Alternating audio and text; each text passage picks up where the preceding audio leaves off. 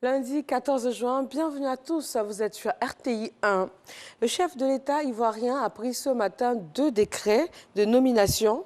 Ils sont relatifs à la présidence de la République et au comité d'organisation de la CAN 2023.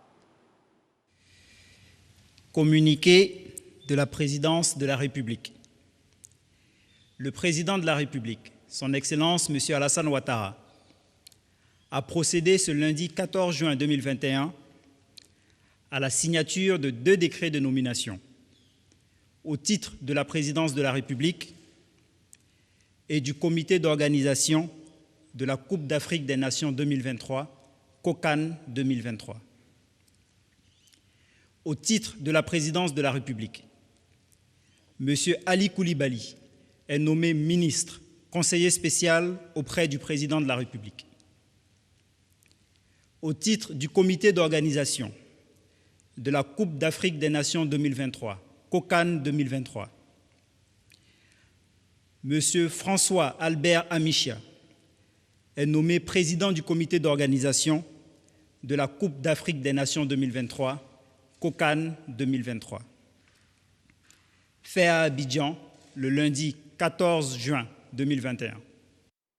Le président Alassane Ouattara a également reçu aujourd'hui le représentant spécial du secrétaire général des Nations Unies pour l'Afrique de l'Ouest et du Sahel. Des questions sécuritaires ont été évoquées et c'est ce que nous dit ici Awa Touré.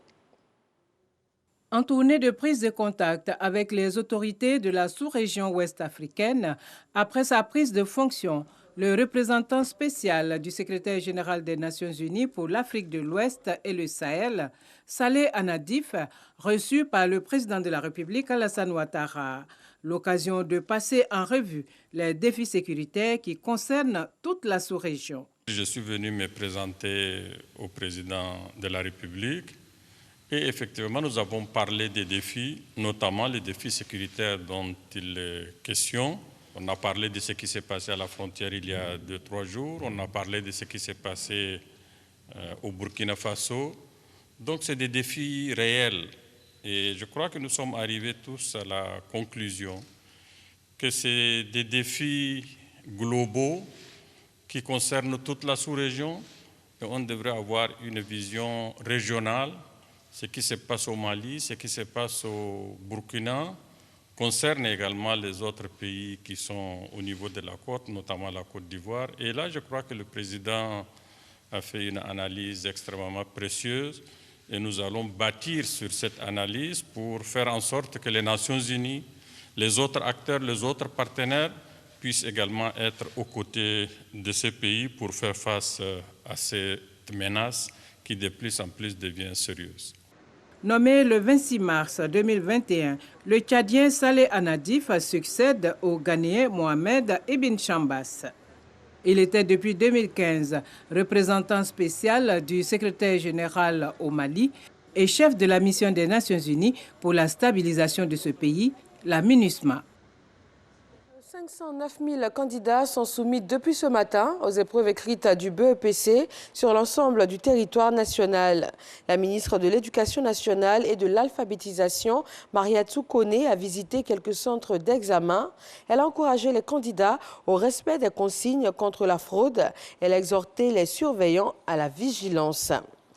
Les mesures barrières contre la Covid-19 sont bien sûr respectées pendant ces examens de fin d'année et cette pandémie de Covid s'invite dans le domaine religieux. Le Hajj 2021 est réservé aux candidats résidant en Arabie Saoudite et vaccinés contre la Covid-19. Les candidats ivoiriens au Hajj ne pourront donc pas prendre part au pèlerinage annuel à la Mecque, tout comme ça a été le cas l'année dernière. En Birmanie, c'est l'ouverture ce lundi du premier procès contre l'ex-dirigeante Aung San Suu Kyi, renversée par un coup d'État militaire et déjà inculpée plusieurs fois par la junte. 2 des 7 chefs d'accusation qui pèsent sur l'opposante sont examinés aujourd'hui. Importation illégale de talkie-walkie, non-respect des restrictions liées au coronavirus durant la campagne électorale et violation d'une loi sur les télécommunications. Une deuxième procédure va s'ouvrir demain, mardi, pour sédition aux côtés de l'ex-président de la République. Et la semaine prochaine, ce sont les charges de corruption qui vont être examinées. Retrouvez tout de suite l'info régionale et je vous donne rendez-vous à 20 h.